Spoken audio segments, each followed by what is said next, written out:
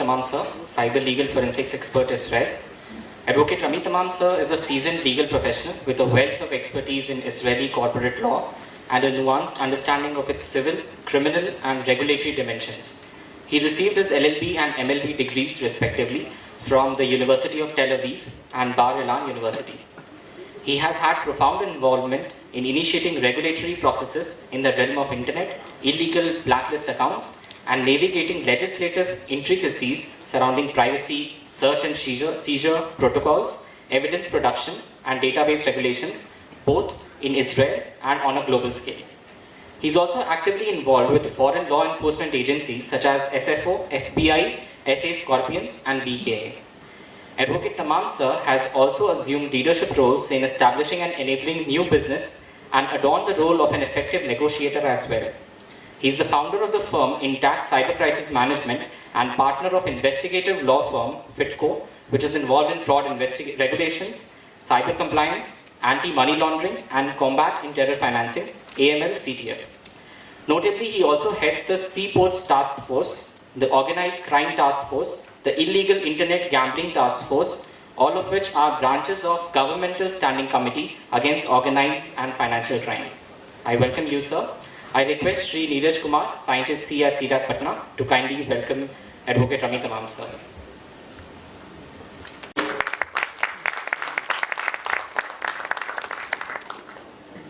I want to laugh. Thank you so much. Thank you. I'm going to get used to this. In the last row, that's about speaking all the time, one to another. I see you. Don't speak. That's the first one. The second, I'm going to talk about people, not millisecond, even though it's very, very important, and not any kind of technology, because at the end, cyber is people. Because the weakest link in every cyber crisis, and I manage more than 30, some of them are the biggest that were in Israel, the weakest link is always the person. So we're going to start the day after the crisis. Just want to give also the honor to my colleague and dear friend, Mr. Harish Mehta, who brought me here to you guys. He's the CEO of Mac and Me, and we work together a lot.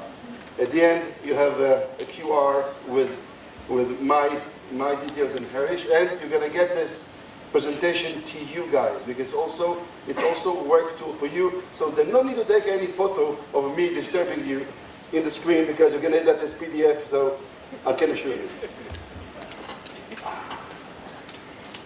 This is what happened to the world after the 7th of October 2023. Not only Israel got turned upside down, the whole world. Because as you see, this is December, the most targeted country in the world is Israel. And it's because it's the war. Before that, the most targeted country in the world was Ukraine, because of the war. And I don't wish it to anybody. But if there's going to be any war involving India, it's going to be India. Because the civil and the army got mixed. One second, did somebody hear me on the Zoom? Percentage of the whole volume of the Israeli network, which is the very big one. It goes up to 4% of the whole volume of access to Israeli websites. 4% of that was DDoS attack. Distributed denial of service. 4%, you can't even imagine that. That means that cyber crisis is going to get to everybody. Cyber crisis, it's not the share of big companies. SMBs, small medium businesses, going to realize that they have cyber problem just like the bigger one. But guess what? They don't have enough money, don't have enough tools to confront such threats. Are you safe enough? The word safe enough I'm going to reply them again and again and again because of the fact that this is the solution to a problem that I will present to you now. How do you see, how do you see it in the day after? A cyber crisis is an event that starts with the tech division, but it is not limited to the tech division. You have to understand that cyber crisis management, it's a very young method.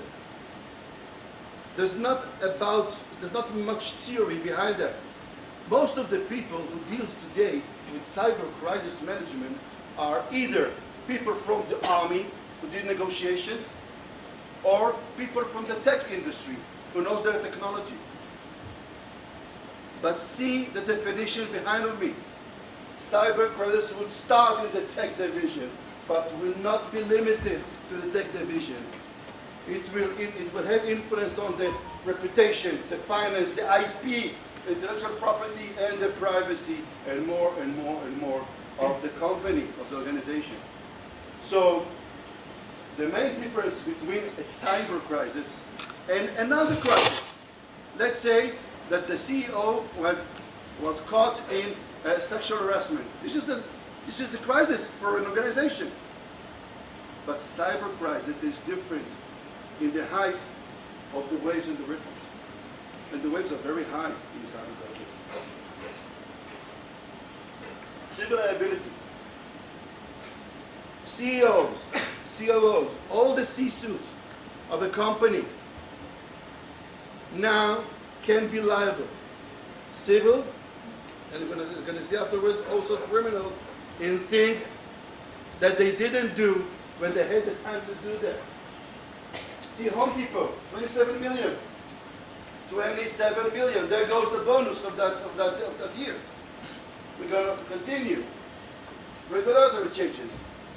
You know, we had, a few years ago, we had the GDPR, who was very new, and we had the California Privacy Act, who was not obliging, and it was only California, but most of the states in the United States of America adopted part of it. But look at 2023. California, you have the CPRA, the Privacy Act, the new one. Virginia has one. Colorado has one. Connecticut has one. Utah has one, and we didn't speak about the GDPR. And just think that all of that can be applied to you if you're going to have, let's say, you sell refrigerators. You have a big site to sell refrigerators. But one customer is coming from Utah, one customer is coming from Virginia, one is coming from California, and the last one coming from France. Houston, we have a problem. Because without knowingly, you have all these regulations on your head. Look at that. Directors have a duty to oversight the cybersecurity. You know what? What is wrong about that? Directors doesn't know to oversight. Most of them, directors specifically, doesn't know to oversight cyber. Because you guys, I'm the head of the second degree, the master's degree in the own academic college for cybersecurity in the MBA program. And all my students are going through a course of being a senior director, cyber expert. Because managers doesn't know to ask the right questions in order to know whether their organization is safe enough or not safe enough against cyber. You guys, all of the guys in here, coming from tech, coming from law, coming from the police, coming from whatever, you can be the director who's going to ask the right question. And I think that in a very short while, you're going to see a cyber expert as a director in every medium business, not to mention the big one.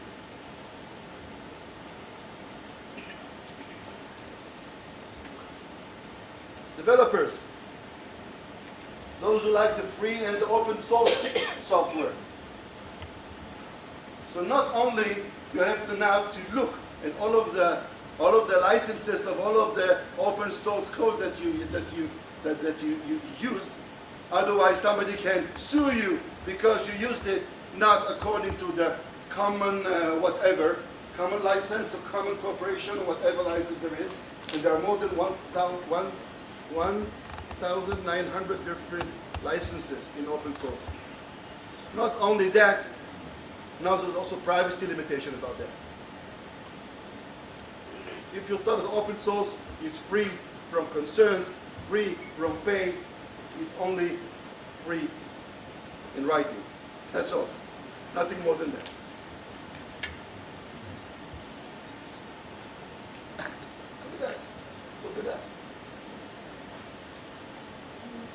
And that, you know, that most of the big companies, and I had my share of chasing money all over the world in business email compromise, BEC. You know that? Stop me if you don't know one of the initials. Business email compromise, president stings. Lots of businesses fell in these stings, and they tried to keep it quiet, even though it was very, very expensive. But now, look at that. In phone call, with deep fake, 35 million. 35 million. He authorized that in deep fake. You cannot rely even on Zoom conversation with somebody because maybe the other guy or the other woman on the other side, he is an AI fake. This is you guys. Responsibility. You know, in every crisis management, and if I'm talking too much, please stop me. In every crisis management, you have the 4 phases of grief.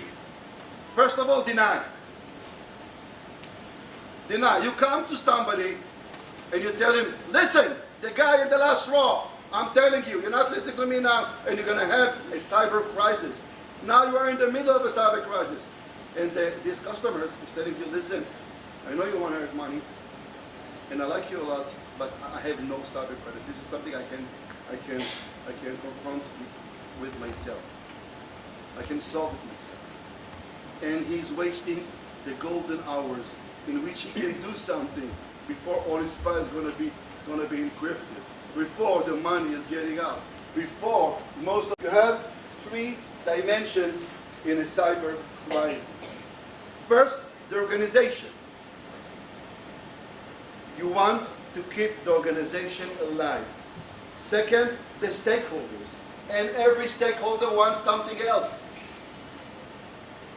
The shareholders want the company to exist, to survive. The CEO wants to survive the year that he can retire with his bonus. All of the C-level want the CEO not to fire them, especially the CTO and the CISO, not to fire them now, and they wish it's going to last 6-7 months so they can say that they fired themselves instead of somebody fired them on that defeat.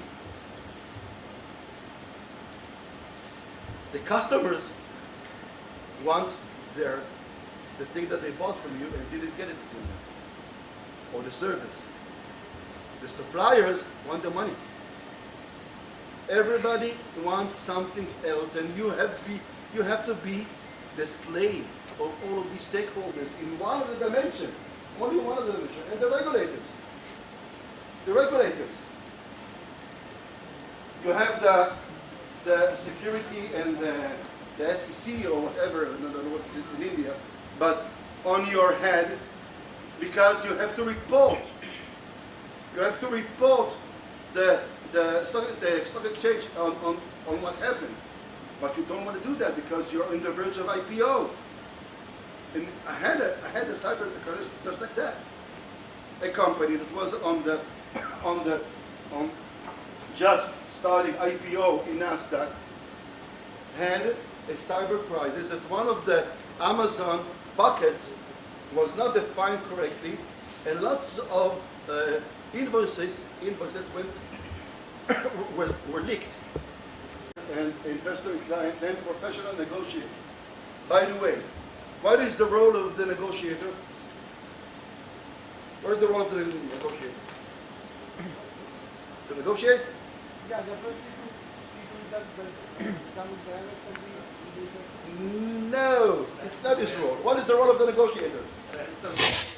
What is the role of the what? ransomware crisis where you go and negotiate with the hacker, you know how to get the money. No, because most of the ransomware are not for ransom. Most of the ransomware are state-sponsored group that want to cause damages. And if it's a group that wants money, you're going to pay them in the beginning. No negotiation needed.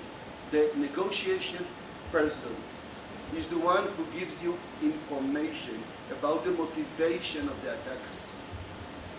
And this information is very important.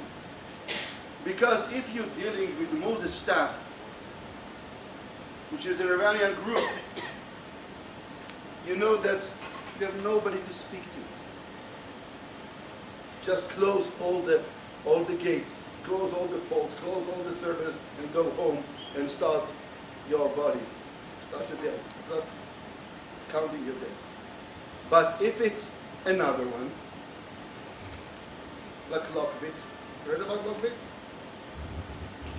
By the way, you are a team, and they have to lay their attorney-client privilege on the IR team. You know why? Because the IR team are witness number one in the class action or in the trial against the company. So the IR team is going to be a part of the legal team, so everything they do has attorney-client privilege on it. Second, counseling and defending corporation and its organs involving GRC, governance, risk, compliance, and the process that balances privacy and class action consideration.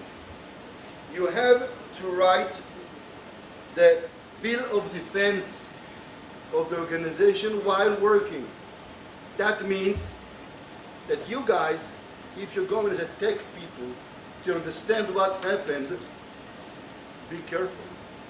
Because you can dig in places that won't help the organization. It maybe will help the truth, but nobody gives a damn about the truth. Because you have to keep the organization alive. So you can't dip deeper in places that are not really necessary. So every time you have to ask the lawyer, should I go down, should I dig down, or even more than that, in order to understand what happened? Because the lawyer is writing the bill of defense of the organization in the crisis, during the crisis, not after. Connect with the regulators. You have to be always in a very sincere and very close connection with the regulators. Why? Because if you're going to be with such a relation, you're going to be the one who feeds them with information, instead of them coming to your server and devour all of the evidence. You have to be the one who feeds them. But you have to be sincere. You have to be sincere. Because at the end, the regulators want the company to continue to exist. You have the same. Because there is no any one stakeholder, but many stakeholders, and there is no single point of someone who can be made responsible. Like for example, in case of an organization, a CTO or CEO can be held responsible for any cyber crisis, but when in case of government organization, no single person can be made responsible. So how can these principles be applied to such government entities or government as a whole? Thank you, sir. Very good question. I'm going to give you an example. 3 years ago, Iranian group penetrated a big company with lots of websites in the servers One of them was the website of the gay community in Israel. So after the media in Israel helped them to realize what they have in their hands, because they said the gay community big website was hacked. So the Iranians were very happy because, you know, gays are not very common, very respected there. So the government came and said, listen, this is an incident that is way beyond your shoulders. They wanted to take the incident to their responsibility. So the first thing was, we recruited few retired generals, we put them in the table, and we told the government, listen, we know what we are doing, see who is at the table, let us work. And they did let us work. More than that, we hired a very big government relation office. In one of the committees of the Knesset, the parliament, he came and he asked why the government is not doing anything while a state-sponsored attack group like Modestaff and others are doing such damages to Israeli websites. And all of the debate.